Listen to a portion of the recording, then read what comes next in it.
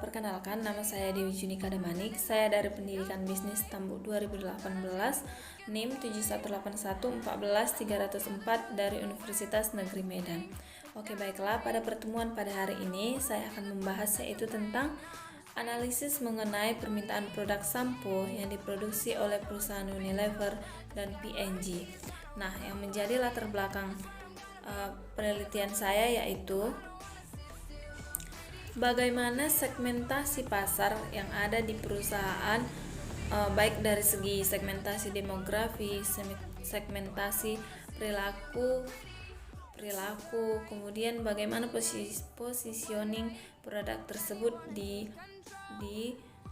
pada konsumen. Nah, yaitu kita mengambil produk yang P&G yaitu sampo clear, sedangkan untuk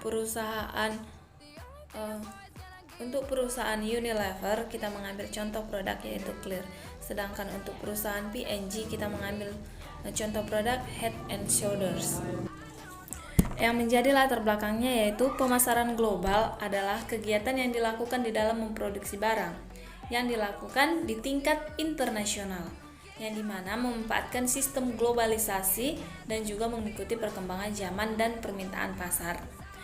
Pada pembahasan ini yang menjadi fokus saya yaitu menganalisa produk yang dibuat di dua perusahaan yang berbeda tetapi memiliki jenis produk yang sama, di mana saya menganalisa tentang produk buatan perusahaan Unilever dan perusahaan P&G dengan fokus produk adalah jenis sampo clear dan sampo Head and Shoulders.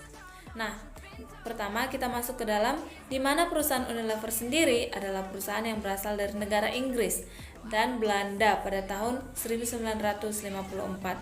Sedangkan perusahaan Unilever sendiri berdiri pada tanggal 5 Desember 1933 sebagai Leger Fabriken N.V. pada tanggal 22 Juli 1980. Kemudian nama perusahaan diubah menjadi PT Lever Brothers Indonesia dan pada tanggal 30 Juni 1990 nama perusahaan diubah menjadi PT Unilever Indonesia sampai dengan yang saat ini. Kemudian perusahaan Unilever sendiri memiliki beberapa anak cabang. Yang pertama ada PT Anugrah Lever, yang kedua PT Teknovia Lever, kemudian PT North Indonesia dan PT Sarali.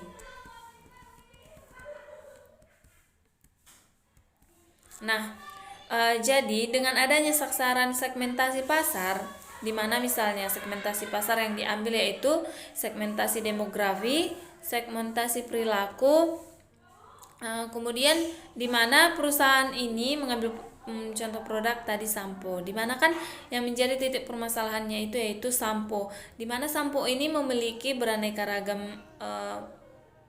ragam solusi untuk mengatasi rambut. Nah, yang menjadi kesamaannya yaitu untuk mengatasi ketombe ataupun sampo yang berbau dengan anti ketombe. Nah, pada perusahaan Unilever dan perusahaan P&G sendiri, mereka memiliki produk yang prima ataupun produk yang memang difokuskan untuk mengatasi ketombe. Nah, yang menjadi rumusan masalahnya adalah 1. Mengetahui sejarah singkat tentang kedua perusahaan P&G ataupun perusahaan Unilever.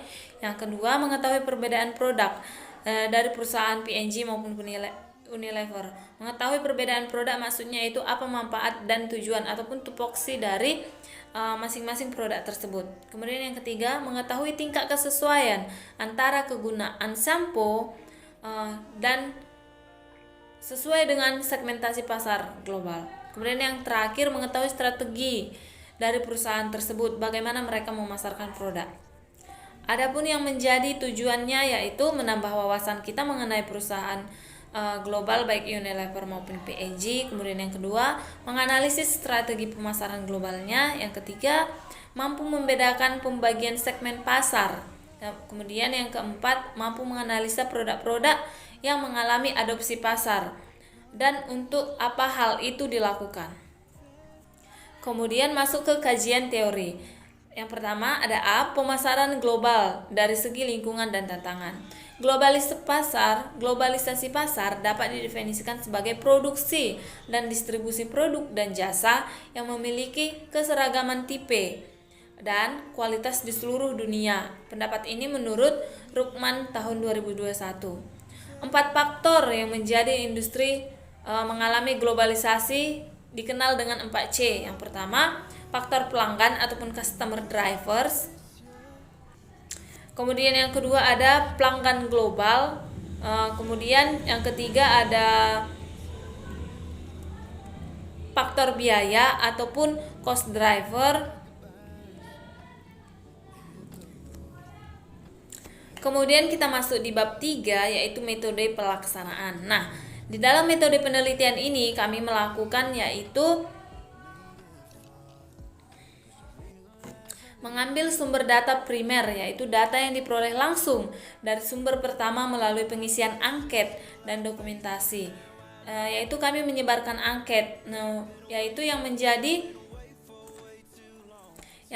responden kami yaitu ada kalangan mahasiswa, pekerja, dan masyarakat umum. Yaitu jumlah responden kami yaitu terdiri dari 100 orang. Kemudian kita masuk ke metode pengumpulan data. Nah, yang pertama yaitu ada metode pengumpulan data penyebaran melalui penyebaran kuesioner, di mana angket ini kami olah di Google Drive. Kemudian yang kedua ada dokumentasi yaitu terdiri dari tabel-tabel siapa saja dan jenis kelamin para pengisi angket kami ataupun responden kami, yaitu terdiri dari 100 orang. Kemudian untuk memverifikasi data tersebut atau mengolah data, kami menggunakan Google Drive, di mana Google itu telah terolah, kemudian telah mengeluarkan hasilnya akurat begitu.